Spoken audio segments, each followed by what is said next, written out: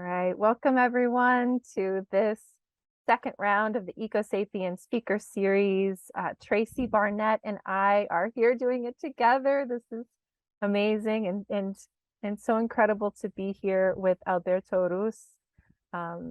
We're so honored. We were just talking before we started about how honored we both are to be here with Alberto, and we were so glad that we could do this with you because it was so clear that your voice was so needed in the larger series. And so this series that we have moving forward is partly to let people know about these individuals who have had such a large role in the Vision Council or the Consejo movement, as well as each doing such powerful work in their own right. And Alberto is a true elder in this movement, so we wanted to start with him.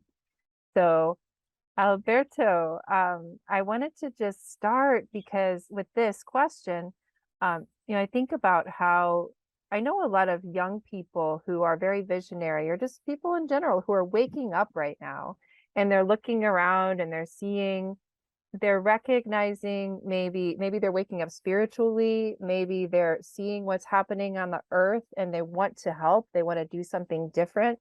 Maybe they want to join a community, maybe they want to do something different.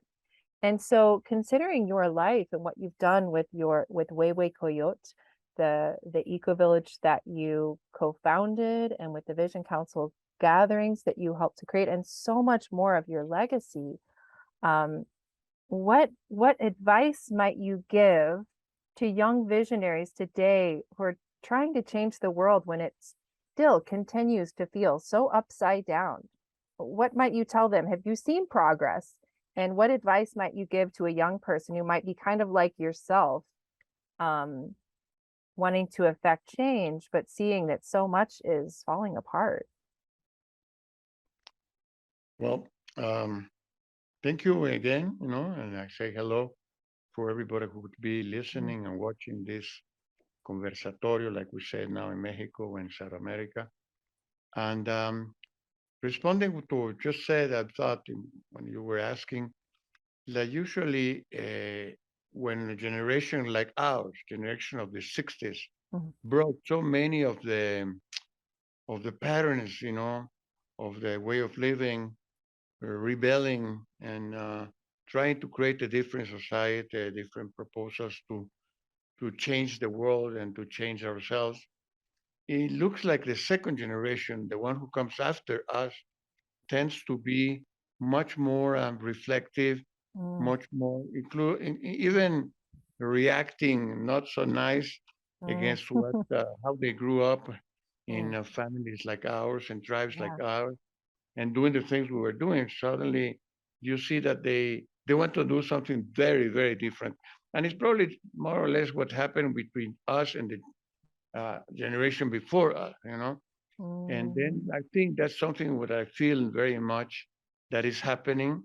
And at the same time, what I see is that the third generation, our grandchildren, I'm talking about as an elder, an abuelo, as a grandfather, I see the next generation trying to recover the spirit of what pushed us or lead us back in the 60s and 70s to do and to do the things all that now we see are now part of our history. Is in the second generation it was just like, oh no, this was not exactly. And now the third generation say, hey, those grandparents were not so crazy like they looked. They probably smoked a lot of ganja. But I mean, the things that they did, and that's what we're talking now about eco villages and communities, and then from there, gatherings of tribes on projects that had to do with the change of this paradigm. Suddenly, all that start to make sense, especially because of the state of the world, basically because the situation is so bad, is in many ways, that they say, hey, if we don't do something, they are not going to do it because they did already what they could do. And if we don't pick up the baston, then this is probably going to go worse and worse. And so I do see in the next generation, a lot of very young people in their 20s, that are very wise, very smart. They know how to use the tools we never learned to use, and we probably won't never be able to use like they use, because they grew up, like they call the millennial, millennials, and they grew up with those tools, but they also grew up with those stories, with those um, examples, with those experiences that we started back in the 60s. So I do have a lot of hope in this coming generation. I do see things that we were not able to manage at our time that they are doing. For instance, when we decided to do these gatherings of tribes, of communities, of different movements with the Consejo de Visiones de Guardianes de la Tierra back back in the 90s, when it started in the 90s, we didn't know exactly very well which was the importance of what we were doing at that moment. But Consejo de Visiones is not just a gathering. It's just a model of how uh, culture, civilizations, cities, countries can be organized in a way that they have a sense. Because what we did when we created the Consejo de Visiones, when we launched the first one, and from then on until now that is coming the next one, the idea was to have in a week of experiences of how we could live and where we would like to be our lives. And our life was how a bunch of tribes, including, very different uh, tribes, could for 1 week live nicely together, you know, and wisely together, and ecologically together, and ceremoniously together. And we could, every time we do it, at the end of those gatherings, the people say, hey, why don't we live like this all the rest of our lives? And so it's just like a moment, a taste, una botana, we say in Spanish, una botana, where that how we could manage to self-organize, self-govern, uh, a group of people who can go from 500 to 1,500, and what the Rainbow Gatherings is 20,000 people, who can do that, Yes. So Wow. I do think that in the new visionaries, like you call, there is a lot of them who are going to be leading. They are starting to lead. And this next Consejo de Visiones, from the 4th to the 11th December here in Municipio de Tepoztlán in Mestitla, where we already had a gathering back in, when before in 96, we had the first gathering, by regional gathering there, which was, again, more than 1,500 people. It was fantastic. So we hope that this one, especially organized and led by the new generation, second and third generation together, is going to be even more fantastic. Wow.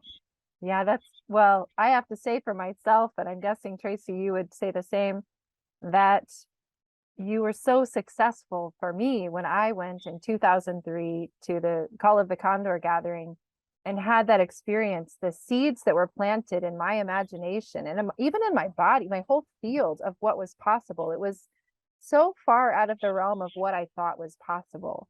And it just lived inside of me all those years. And that's why I'm talking to you now. That's why I just feel so passionately that if every human in the US, particularly, had the opportunity to experience that, we would live in a completely different world. Because, Absolutely. We live in a vacuum of the imagination. Here it's very difficult here. People's minds are moved into such narrow channels, and I say that. Wow, that was interesting. We have an echo. We do. Wow. I don't know if that EcoSapiens. Maybe could we maybe we'll mute ourselves when we're not talking. That's the only way I know I'll do that. Yeah, well, let's continue. Okay. It's funny though, because I realized even as I said it, I'm like, you don't need to be hard on people in the US because everybody's waking up here too, right? I just think that it would be great if everybody had the opportunity to see this. So Mhm. with that in mind, I was really curious. So you have had such a rich life and you have had so many amazing experiences where you've seen what's possible, you've lived it, you've helped create it. So if you could take a moment just to move back through time and let your memory rest on one of the most incredible, most beautiful moments of your rich life, a moment that showed you the world that's possible, just whatever comes up right now, what comes up that feels very alive. Um, could you take us there in your memory and help us see through your eyes? Well, on the 4th July this year, the Rainbow National and International Rainbow Gatherings celebrated their 50th anniversary. And they did it exactly in the same place where the whole movement started. We got to know and to participate in the first Rainbow Gathering in 1977, at the time in which we had already created our community, our intentional community and tribe, which was first called Hatibabas, the Transit Ashram Commune, Mm, and then second, the Illuminated Elephants. And we were a tribe. We were basically a tribe created about for 10, 15, 20 people, different nations, different ages, in which we decided to live together. We decided to live together as a nomadic tribe, using the theater like a way to convey, to share what it meant to be living together. mm, And I remember that when I go back, when we created a play, it was not a play, it's more than a play, it was an experience, a happening, a living experience, a living theater experience, because we mm, were very inspired by the living theater. mm, And that presentation was called La Ventana Abierta a la Utopía, an open window to utopia. mm, And mhm, and and that story that we turned into a performance was a kaleidoscope of different celebrations in the world, of different cultures, religions, and we had together the Greeks back in the time of there was experiments, intentos, to create the communities, and then all the way to now, passing going through the Buddhist communities, the ashrams, the Dadaist and Surrealist movements, all of the different experiences that implied people getting together and creating, a, a taste of utopia. And mm, that was this first place. And that's the way we presented that, and we started to present that show presentation of that experience, living experience. It was fantastic because we could see that where we were already planting through a play or show or a performance or a happening, it was going into the hearts and into the mm, souls of many people. mm, And there was an assortment of people, of very different people. mm, We did those presentations for children, adults, and people from different cultures in mm, parks, in streets, in the markets, in wherever we went. And that story was reproduced years afterwards when we created the Rainbow Peace Caravan. mm, mhm, Now we had again many buses or several buses, people from different countries, ages, and from origins, who were doing through the theater, through the presentations, a way to show how you can live together in a different way, mm, how you can decide, eat, create an economy, an education, a way of healing ourselves, that it was not individual, that it mm, was collective. mm, And for me, the concept of collective is very fundamental in my life, has been mm, very fundamental in my life. maybe because I grew up in a family where we were only two children, Ah, and always I wanted to have a table with many people. So that's what I did. Since the beginning, I started to create, attract, and mhm, in many ways lead, groups of people with the same interests that that basically were showing through an experience of artistic experience that it was possible to live together. mm, So when in 1977 we came with our only boss at that time, to the first Rainbow Gathering, which in California, and we found out we were not some freaks that have gone out of the road, or, but that we were many, mm, many people living in buses like us, and then people who was living in yurts, and people who was living in teepees, and people who was living in um, occupations of buildings in the cities and in rural communities and all of that. We say, hey, we are not alone. mm, This is not just um, the continuation of a dream smoke pipe or of mm, a LSD dream. This is real. We are mm, we are many, and we are part of the many. So mm, that experience of going since then to many rainbow gatherings was one of the memories where every time I came to learn, we mm, to learn because we didn't have any other example at that time, and I feel we don't still have an example of how many people, we have been in rainbow gatherings with 20,000 people, mm, and then to see that possibility be manifested without mm, the use of money, mm, passing the hat, not without police, without many of the restrictions of our society or the other society. We said, well, we're in a good way. And that's when California, we found out that there was this book of Ecotopia.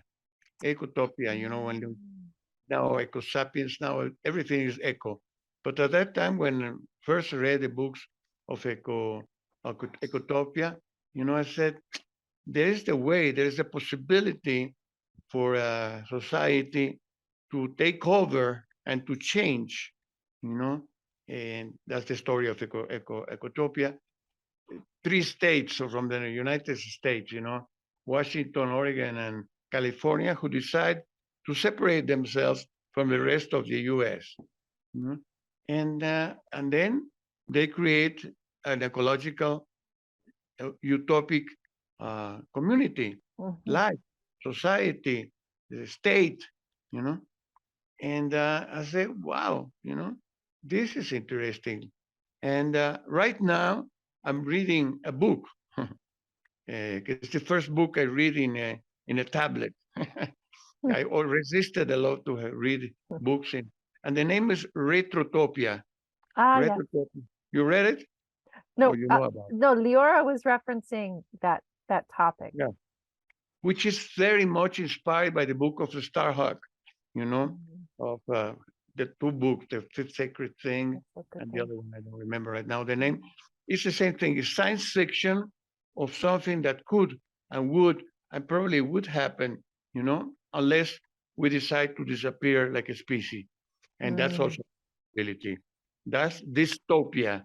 That's the wow. contrary of utopia or retropia, Mm, retrotopia, whatever, because it's all books still, but it's also seeds, like those plays we yes. we played, and Yeah. those rainbow gatherings, and like those consejos de decisiones that suddenly said it is possible. It's not just a dream, and that it's not just a dream. And then it comes to me like this sentence that I came up back years ago when I said, "Dream that you don't live becomes a nightmare." You know, Mm, that's exactly why we're trying to avoid the wow. nightmare. And Wow. then I remember we were doing in Brazil a film, another greatest crazy story in Brazil. And then we were like a group of people from the street people with houses, and then Um, the film was real because the people were real, people out of the streets, And then it was us, the Rainbow Peace Caravan, and it was me, the Mexicano in that film, who brought to those people from the streets the idea to occupy a building and to turning into a huerta, into a garden of life. Oh, You know, this was and where? then Where was this? in Brazil, In you Brazil. know, Wow. in Brazil, and that film is called. I'll tell you the name now, but showed how the group of people in film, how a group of people who have no hope of anything in life get together because there is somebody, in this case, it was the, the Mexicano, an anarchist, Mexican anarchist, who told them, yes, there is other options. Let's create a farm in the middle of the city in a building. And that Wow. was fantastic, And Amazing. at one moment, I jumped from a third floor, tied from a rope in the wall, gigantic wall. And with those spray uh, inks, I wrote this, live your dreams, vive tus Wow. sueños. Wow. And that's been what I've been doing all my life. I've been living my dreams. Wow. Wow. Okay. Dreams that we don't live become nightmares. Is that what you said? Wow. Yeah, That's so powerful. Live your dreams. And we'll find out what that movie title is so we can link to it, right? yeah. That's amazing. That's amazing. Thank you. Wow. Okay, you painted some incredible pictures in our minds. That's just amazing. Um so so knowing, we all leave a legacy in our lives through what we accomplish and the lives we touch and change and the ideas we transmit into the world. So specifically through the Vision Council, you and others have left an enormous legacy. What elements of that legacy are you most proud of? Of what you are, yeah, through the Vision Council work specifically. Well, the first one is to be able to say, well, we started 20 years ago, whatever, Mm, and now we're starting to do again because we had a, pause of almost 5 years in which we couldn't get this together mm, because in a way we started to get tired yeah. and many of us started to get sick, you know, Mm, and then we said, how are we going to do that if we're not able to pass this responsibility, this baton to the yeah. next generation? So we did it symbolically. I gave the baton, to Ivan Sawyer, and then, but he was still not ready, and that generation was still not ready. So Mm, it had to take those 4 5 years. So basically, this new generation created the we are organizing and are mhm, producing the next the Consejo de Ediciones. So I saw now that the possibility from the next generations to continue is one of the things I'm really proud. I'm mm, proud about me, those of us who started it. I'm very proud of the people who started it to do it now with a different mm, name. El yeah. abrazo del amate. What is the Ah, amate? The ah, amate is a tree. yes. The amate is a tree, very particular tree that grows only around here, this area, Mm, which has many branches, many roots, many trunks. It's just one big trunk from which all the rest, grows. And they're mm, gigantic trees, and those trees are basically, well, it's a sacred tree because it was used by and the Aztecs and the people much before us to make their books, to make mm, you know, and then their books were made with the skin, with the corteza from those trees, the lamate.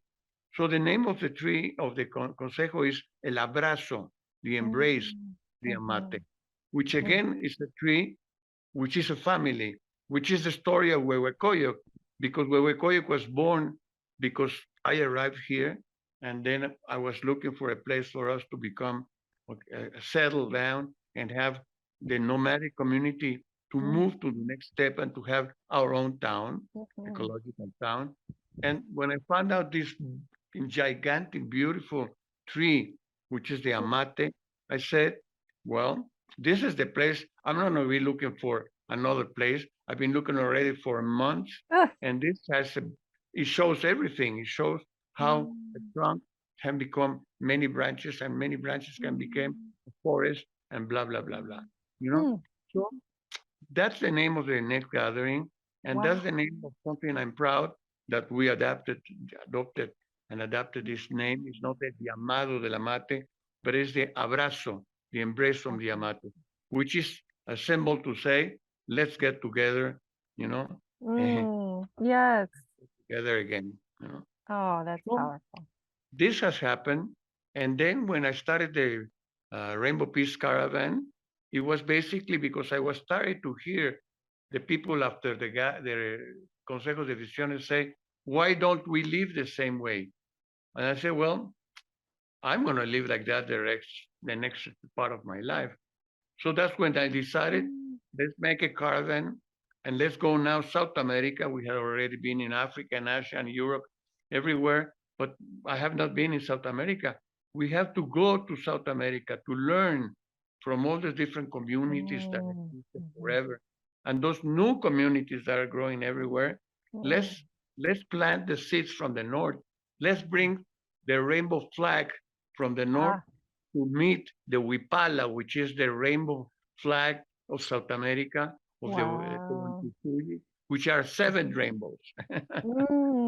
Wow.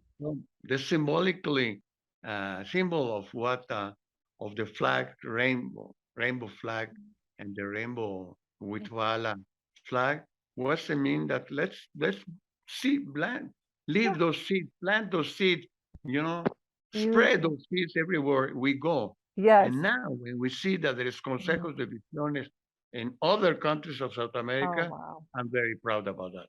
Oh, I bet you are. Oh, wow, that's amazing. You know, when you're speaking, it reminds me as well that I think there's Mexico, there's the US, there's Canada, but we are all Turtle Island. And we're also, by the prophecies, right, of the eagle and the condor, we're all the eagle.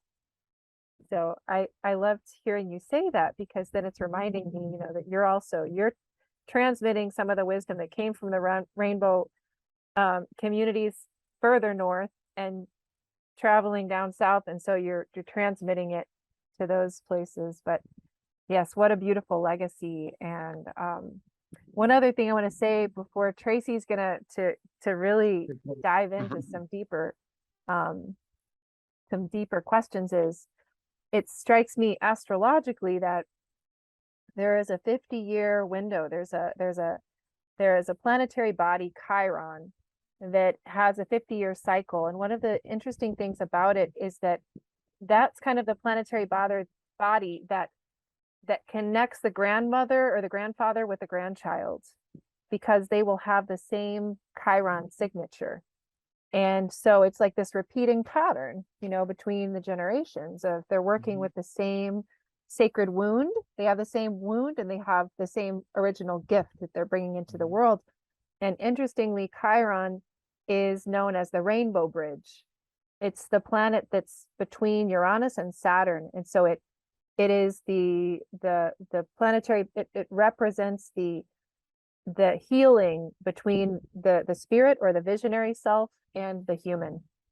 So it's so beautiful. I love, with everything you're saying, I love to think about this embrace of this tree, you know, this beautiful vision council gathering that's going to be happening, and how it is the next generation. And yeah, what an incredible I legacy.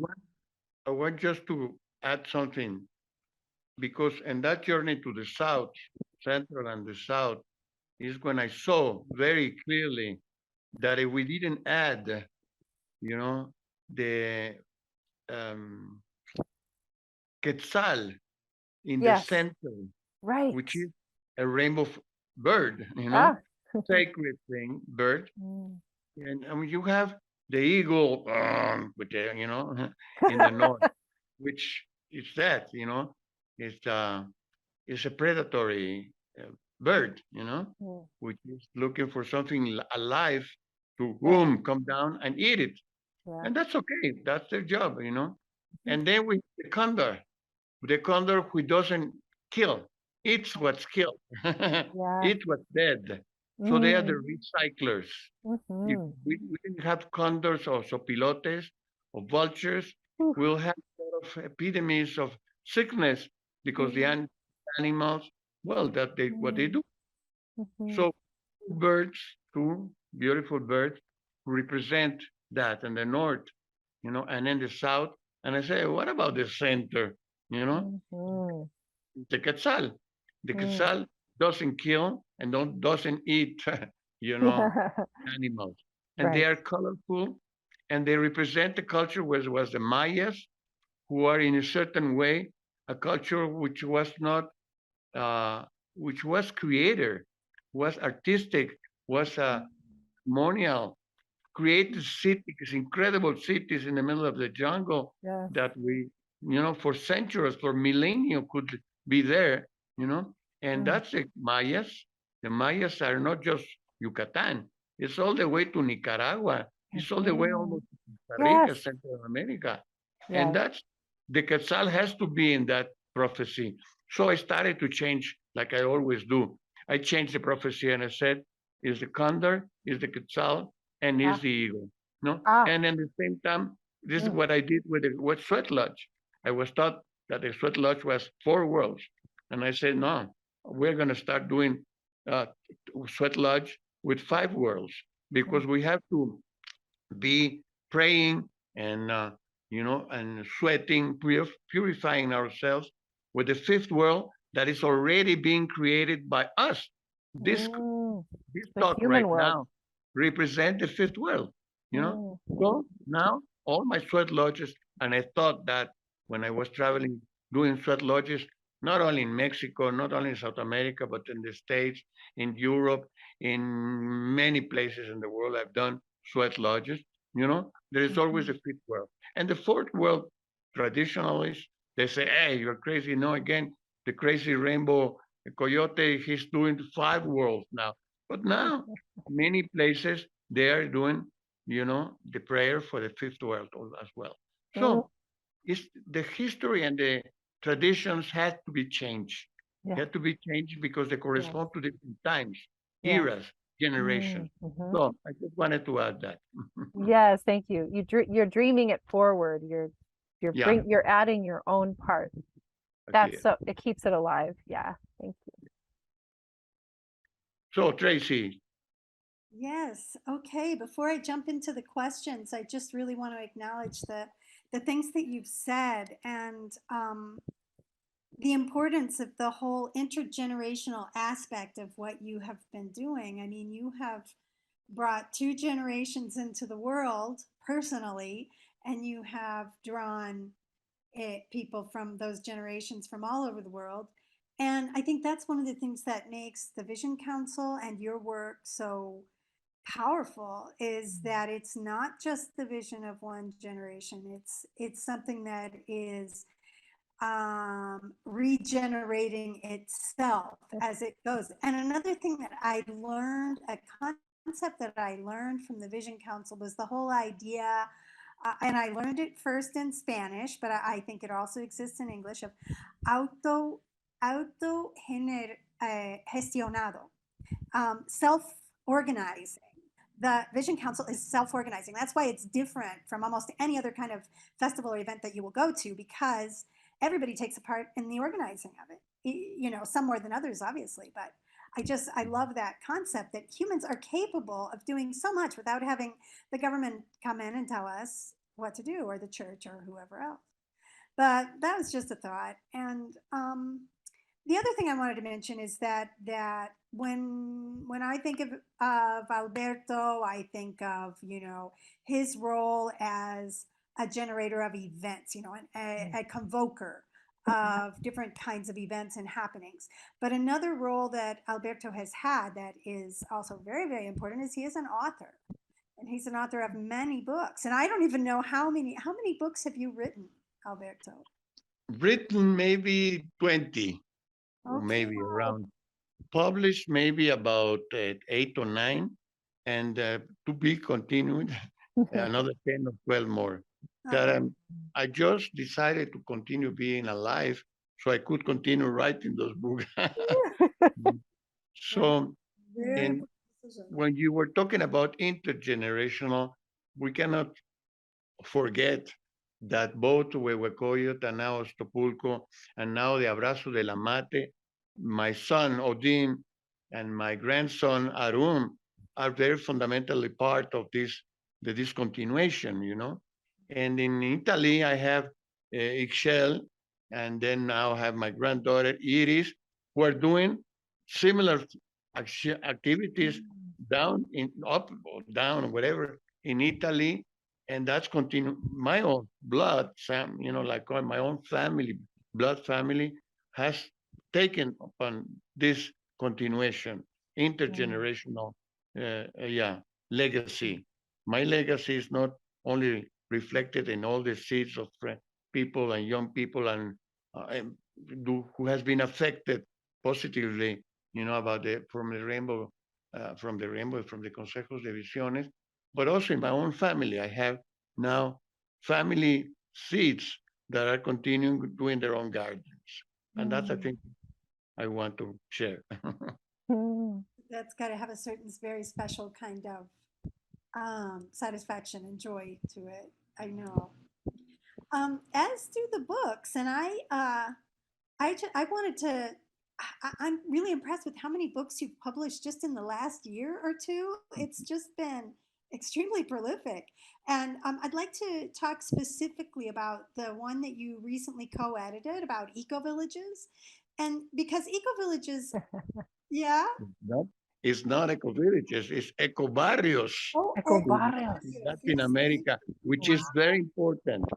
The correction, I already wrote it in the questions. I said, I have to correct, Missed that. not eco villages, it's eco barrios, You're right. because eco barrios is the continuation of what we learn in eco villages, but now taken to the cities and turn it into movement, which is the transition movement, which exists already, who has taken the permaculture culture from eco villages and now is going to the cities. And that's what happened when I returned from Mexico from South America. I was immediately called, you know, by the government in Coyoacán, you know, to say, what can you bring from what you learned, you share, and you taught in South America with the caravan? How you can bring that to Mexico City, to Coyoacán, to the barrios, marginal barrios around beautiful Coyoacán Center, because that's where they need it. And that's where we created, you know, with Odin, with Laura, with Arnold, with all the band, we created this proposal that was accepted by the government, and we were supported by the government to make, yeah, the work in 10 different eco barrios from Coyoacán, where we form, we gave instructions, we to 450 young children and elders from those barrios, from 10 barrios. You know, we planted those seeds, and those seeds of ecobarrios, we just, when we presented the book in Coyoacán a couple of months ago, there were people who did not participate that, but which learned from those who participated in the proposal of ecobarrios, and now they are continuing it today, and they have now the book to have like a reference, you know, in America Latina, shows examples in Chile, in Colombia, in Mexico, and in some places in Chicago, a couple of places where somebody who came here got inspired by Huehuecoy, got inspired by the Consejo de Visiones, and took that to Afro American barrios in the States, and they also have examples of that happening over there in the north. So that book is Eco Barrios. You know, the inspiration, and one of the chapters is eco villages, but that's not the end. It's just the beginning of the new story. Yes, actually, and I knew that. I don't know why I misremembered it because I actually wrote the story about the Coyoacán Eco Barrios. Three of them, three stories of the book are yours. Yeah. So So yeah, so if you can talk to us a little bit then about the current reality of the eco barrios movement. If you can, you've already told us a little bit about your own experience. What else have you learned networking with other folks in the eco barrios movement? How has this played out, and how realistic is it that this could be a part of our future? Well, I don't think if we don't do that, there is not going to be any future. Mm. So basically, it's like one time, um, the Laura in one of the gatherings, she said the eco-sapiens culture. She didn't say eco-sapiens culture. It's like an antidote from the system. It's basically we're bringing ¿cómo se diría antídoto? Yeah, antidote. You said it. Antidote from the culture, economy, political forms of living and governing and educating and healing an economy from this system. So what we're doing is an antidote to all of that. And then the antidote not necessarily is going to heal, because if the sickness is too bad, well, simply you die. If all I'm doing now to try to continue talking with you and with all the rest of us, if all of the things I'm doing are basically because I still think I have things to do. There is still reasons for me to continue being here. Because the first year when they told me you have 6 months and that's all, I said, well, I went for a year thinking that that was true, that I was going to have 6 months or maximum 1 year. But now I'm in my third year. And I continue publishing and writing. And I have decided inside of me, and every day I work on that, to have 2 books more published this year. One is about consejos de decisiones, which I'm not doing obviously alone, because the consejo de decisiones is always plural. And that's what this movement, our movement of Consejo de Decisiones, always stressed. It's not consejos from the red vision or the black vision or the blue vision. No, it's Consejo de Decisiones. It's plural. So that's why we have punks and we have angels and we have new agers and we have ecologists and we have therapists and we have children and we have young. It's Consejo de Visiones, because each one of those social human groups have a vision. So until now, all the events, all the gatherings, all the forums and all of the conferences, only one vision. And I said, no, if we want to create a new society, we have to create a society in which all the visions, all those visions that are ready to do it, can be part of that larger vision, which is changing the paradigm, which is simply to change the world and ourselves. So in that moment, the book that we're doing about Consejos de Visiones, we are mostly all of us who organized, led, facilitate any of the consejos, they're putting their part. They're adding their ingredients to the soup. And that's what the book is going to be, is that soup. It's going to be obviously my participation to say, where are we coming from? But now, what we have become, now you tell it. You tell the stories in what we have become. So we make a book about to tell the people who has never come, who are second or third generation, who never been in a Consejo de Decisiones, so they know from where we're coming, where we are, and where we're leading, what is our vision to where we want to go. So that's one of the books. And the second book, which is a book that I'm dying to see, to read and to share, is called Raíces Negras, Corazón Arcoíris. Strong title, because it's an autobiography in which I in each one of the chapters is one of my connections to the Black Fourth route, or the first Black route, which is the Afro-American, Afro route, So the book starts with my great grandfather being the first Cuba to give freedom to his slaves in the 19th, 18th, 19th, you know, to all the way to now, you know, in which basically, you know, you had Obama in the Casa Blanca, un negro en la Casa Blanca, wow, you know, and what's happening now in Colombia, where the vice president is a black woman, you know. So this is all the stories that I recover for this book, which is have 17 chapters, and each one of them is different stories in different moments of these many years, you know, where I had connections not only with the political or the ethnical or but also the spiritual world of the Orishas, which is also a very important part of the legacy that the Black root communities have left in America. So I recovered many of those stories I had, you know, it's not something I read about it. Some stories where I participated in toques de santeria here in Cuba or down there in the south in Brazil, but also the other experience that I had, which had to do with something I learned from the Black roots, from the cultures coming from Africa. So that's a book that I'm, you know, I don't want to die. I don't want to say I'm dying to read it. No, I'm living to read it, to be able to publish it, and I'm doing everything possible so that book is now, and a woman from the Consejo de Visiones is doing all the design of that book, and I'm revisándolos. I'm reading it every chapter over and over, so that I want to leave that legacy too. I want to leave that legacy that we have forgotten.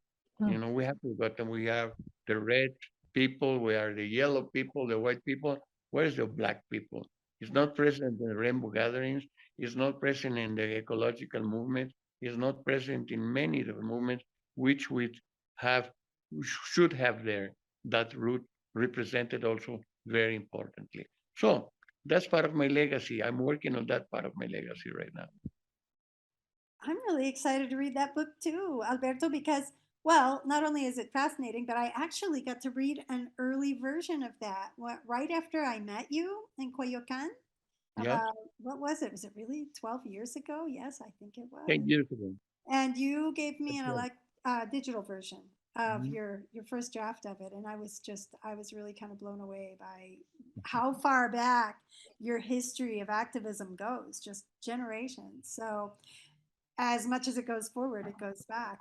And that connection with the African American community, which is, as you say, is so um, it's so lacking in our movements. So I'm really looking forward to reading that as well. Yeah. But getting back to one of the other things that we've talked about over the years, I'd like to ask about your most recent work over the past 5 years or so, I guess, to promote the rights of nature, or as you put it in 10 years. 5 years. 10 years. 10 years. Wow. Yeah, Okay. 10 All years. right. So I guess I just became aware of it when you started doing the organizing in Mexico City. But as you put it in a story you wrote for us and the Esperanza Project, a jurisprudence for Mother Earth. Yeah. So yeah, so starting with the organizing of a successful movement in Mexico City that ended up enshrining those rights in the city's constitution, and most recently with the disappointing election results on Sunday and with the new constitution in Chile, which you've strongly promoted. What are the high points and the low points in the movement for the rights of nature collectively and also for you personally? Well, you can imagine that jurisprudence, you say, you know, that of was inherited from the Roman Empire, like those constitutions that started back in the times of the Greeks and the Romans. And the Romans were there. They were the, you know, leading forces of culture at that time. And sometimes the people continue thinking that's where the beginning of civilization and culture started back in with the Greeks and the Romans, because they ignore all the other cultures who came from Africa, from Asia, and from Latin America. No, that didn't exist. History started with the Greeks and the Romans. Okay, So the constitutions and the laws we have come from an empire, from the Roman Empire, and the religion that lead one of the leading religions in numbers and many other things in the world right now is Christian, is Catholic, you know. So we have two legacies in the legal point of view and from a religious, spiritual, not so much anymore, point of view. We're coming from an empire. So I said, well, there's something wrong on that. You know, there's something wrong that we continue thinking that we have to continue ruling our lives and our laws and about and our agreements of political agreements, you know, based on documents who come from that time. So Mm. when I first heard in my life Evo Morales, you know, in Copenhagen, talking about rights of nature and rights of Mother Earth, I was like boom, you know, say, hey, like we forgot about the Black roots. We forgot about who has the most important roots, you know, and laws in life is natural law. Natural law is the law of nature. You know? It's basically she's the one who has rights. We ain't stealing the rights from Mother Earth, you know, exploiting her, you know, and then degrading it, raping it, destroying it, and with it we are destroying ourselves because we are nature, like Chief Seattle say. You know, basically we are. It's not she. No, la tierra no es de nosotros. Nosotros somos de la tierra. The earth is not from us. We are from the earth. So that boom, those two things, and then the fact that I knew that Bolivia has changed their constitution and Ecuador have changed their constitution to include the rights of Mother Earth, nature. I said, wow, this is going to be my last trip or my coming trip, you know. And that's what that moment I decided I've done all the movements, social movements, environmental movements that I could be in touch in all those like 30 years or 40 years or 50 years. But now I'm going to dedicate the rest of the time I have left to promote legislation that basically is based on the fact that it's nature who has the right to, and we are still destroying those rights. So I have dedicated the last 10 years for that. And in 2016, you know, we got together a group of our people from Mexico and we organized the first national, you know, what do we call them? A forum for the rights of Mother Earth, you know, with a group of not many people. We started 7, 10, 12 people, and we had this first gathering in which everybody was looking at us, like saying, hey, you guys, again, what have you been drinking or smoking lately? When I started to do that and understanding that, and I started to write, investigate, and to write books, part of books, it's not still one book, but I started to write articles and I started to do PowerPoint presentation and I started to go around first Mexico and then around the world, you know, saying, hey, humanity, wake up. If we don't recognize the rights of our common mother, you know, we are just leading our species to extinction. Well, that's exactly what's happening, you know. And then in 2016, this small group, you know, and because I was connected with Vandana Shiva and with Leonardo uh, in Brazil, and then with people from many different countries, you know, South America, Asia, Europe, everywhere, you know, to say, let's go and make the first International Forum for the Rights of Mother Earth, which was an incredible success in Mexico City, you know, because we have 5 days, 3 days of bringing together all the ideas of more than 1,000 people who participated in that forum from all over the world, 37 different countries, you know, to bring into legislation, an article of the legislation in which we said, basically, if we don't recognize the rights, a new legislation in which we recognize you know, legally, you know, the rights of Mother Earth, we're doomed. We're condemned to finish as a species. So we did it. 3 days and conferencias, talks, and round tables and all of that.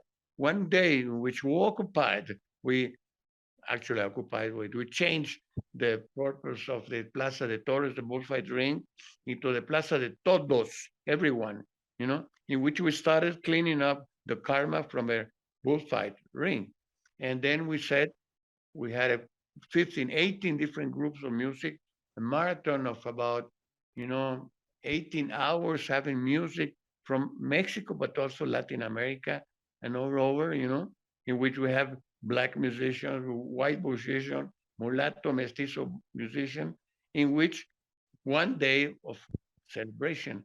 And then one day, the fifth day, we asked the government still to occupy one park in Mexico City, which is Condesa, which is a very well-known parque and barrio in Mexico City. And we had 200 organizations participating in creating, you know, a show uh, of what those 200 organizations are doing to change the paradigm and to do something for Mother Earth and nature and social changes, economy, culture, religion, blah, blah, blah, blah, blah, blah.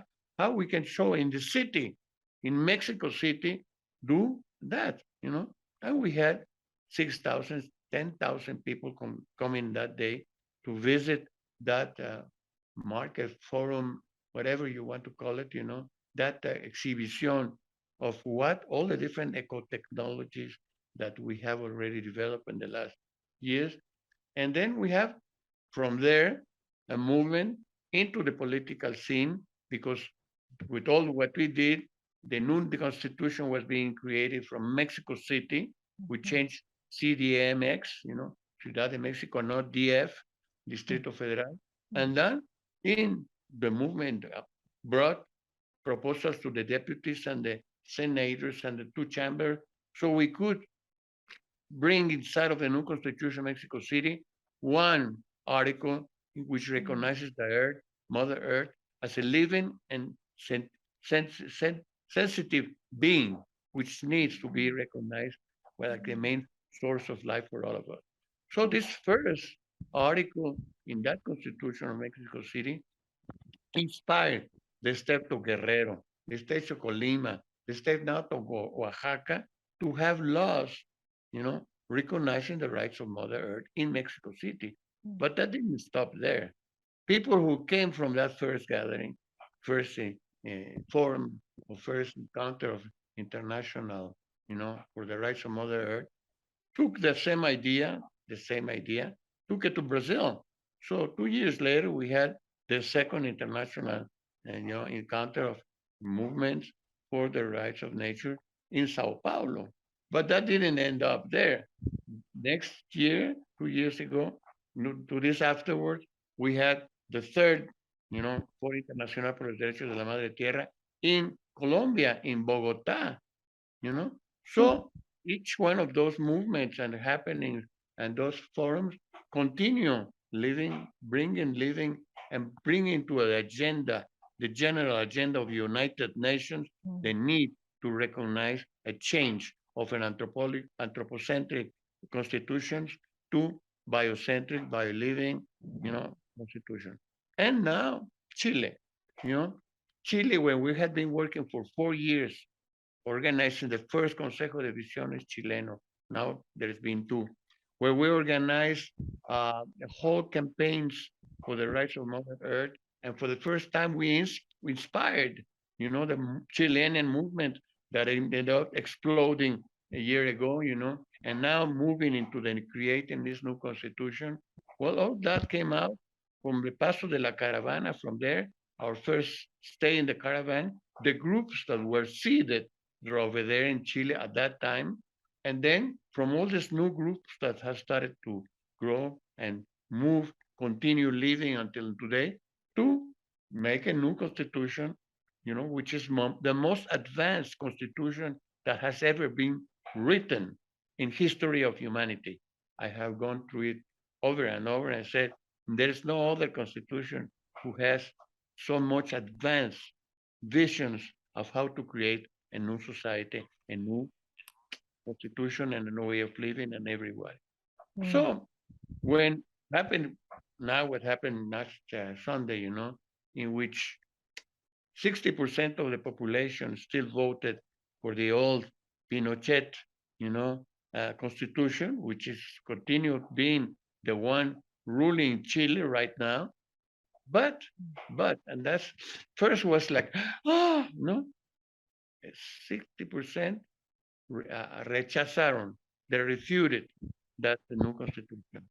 But like one of my dear brothers, Emilio Fer from Spain, from the Rainbow Movements in Spain, said, hey, Coyote, 40% of the people voted apruebo. So it's never happened that 40% of the nation has voted when they wanted to pass that new constitution. We still have 40% of the population of Chile who voted apruebo, So let's not cry, let's start to say what we still can do. So the next constitution, when, it's going to include all what we wanted in this first attempt to do it. And if not the second, it's going to be the third. But anyway, there is no other way. And another way, there is no other way. If we don't change that, not only in the Constitution, in the legal point of view, if we don't change that in the schools, in the economy, in the politics and in decision making and all of that, in governance and all of that, if we don't change that in the way we relate with each other, well, we're doomed again, It's just our decision as humanity, to leave maybe a few thousands or millions of people and all the rest, goodbye, So we cannot give up. We cannot give up. And like Martin Luther King said, if the last thing I would have to do in my life was to plant a tree, I'm going to be planting a tree. Whatever happens afterwards with that tree, I still planted a tree. So that's what I'm doing in this moment of my life. I'm still planting trees. And the books are made of trees. There's books now who are also part of the nospheric cloud. But anyway, I want to still to hold in my hand a book that I made in which I'm planting seeds for what I'm doing right now. So what's the problem? If I can do it, we can do it. If me, when I had 6 months or a year maximum of life, I'm 3 years into it, of this now transito for el trópico de cáncer, like I call it, transit through the cancer tropic, and I'm still doing it. Well, somebody who's in the 20s or in the 30s or in the 40s or in the 50s, they can do it. If I started the Rainbow Peace Caravan when I was 50 and I traveled for 13 years and I returned when I was 64, well, we can still do it. And that's what my main and most important message to everybody, We can still do it, let's do it. And if we still have to plant trees, let's do it. And if we still can to plant seeds for a new society, culture, paradigm, let's do it. If we give up, then that's the end. If I give up saying, anyway, I'm going to be dying soon or later, I'm going to be dying, and I don't do anything for it, well, then I'm dying before I die.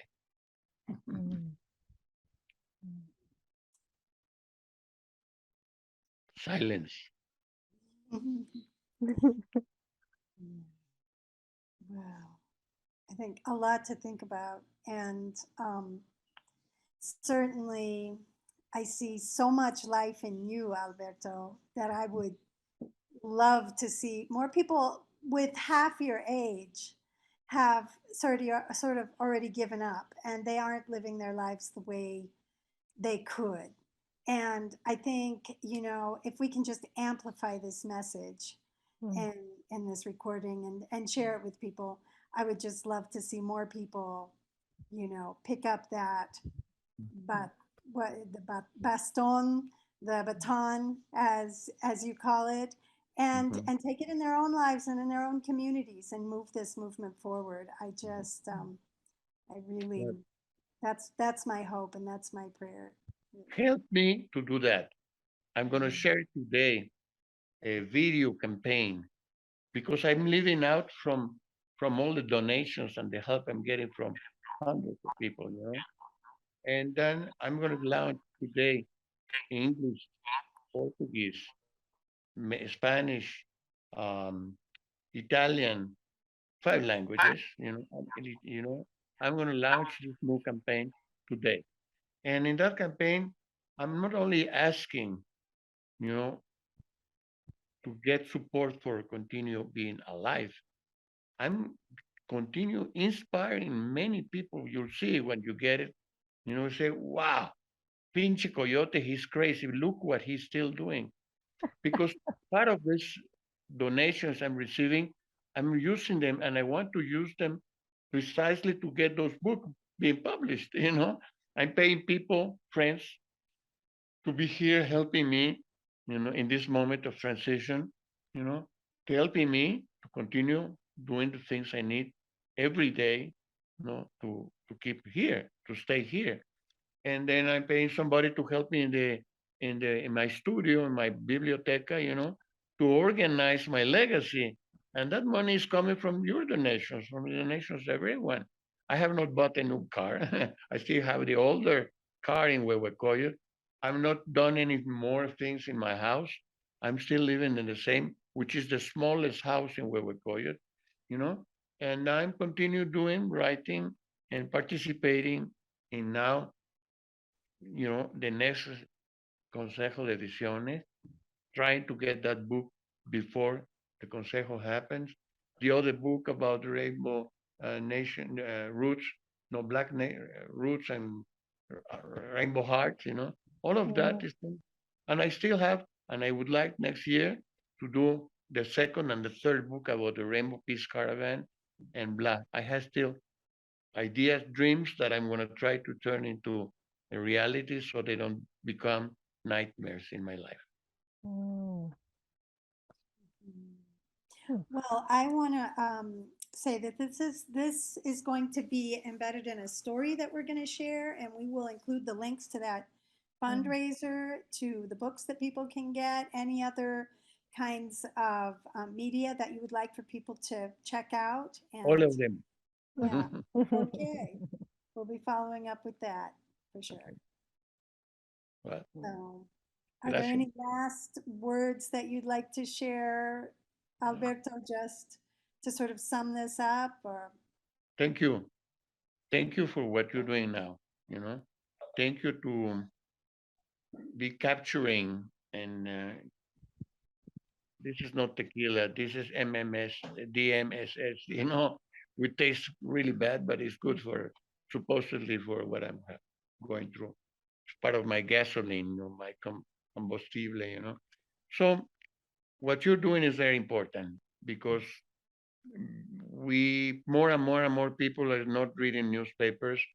They don't trust the newspapers. They don't trust the television, but they trust whatever lies they also the redes sociales, the social networks are putting out. So it's a battle, you know, between those who are putting the most horrible lies, you know, trying to stop all what we're doing or to ignore or to, you know, all we have been doing and we continue doing. But we still have you, Esperanza, you know, sharing Esperanza. Esperanza is hope. And I think that when we lose hope, then when perdemos la esperanza, that's the end of it.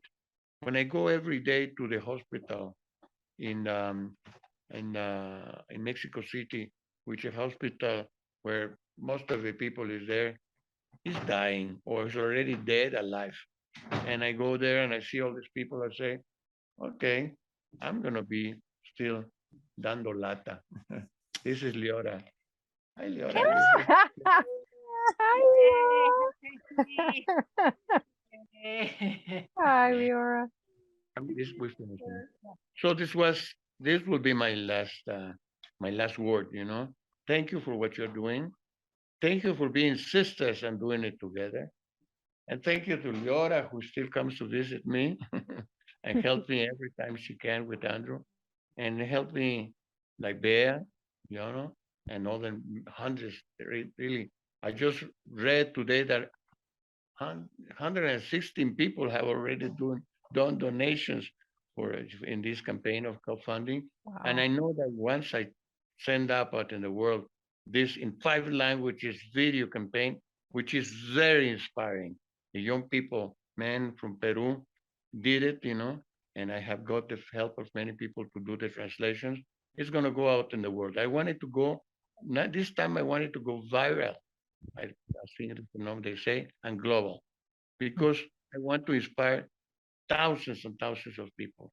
If they help me with donation, that's fine. But if they get inspired, it's more important. I'm not going to be here one day, but I want to leave that inspiration for many, many, many, many people, and also for the next at least 2 generations, but hopefully, like our elder says, for the next 7 generations to come. That's my last frase for you and for the rest of us.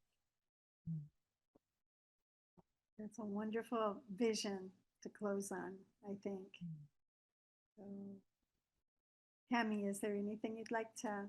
No, I think it's all been, I'm just so appreciative for all of it. I think we all have a lot to sit with what you've said. So thank Gracias. you. Gracias. Gracias. Pamparios, Tlazokomati. Thank you so much. Come on. Have a good day. Yes, you too.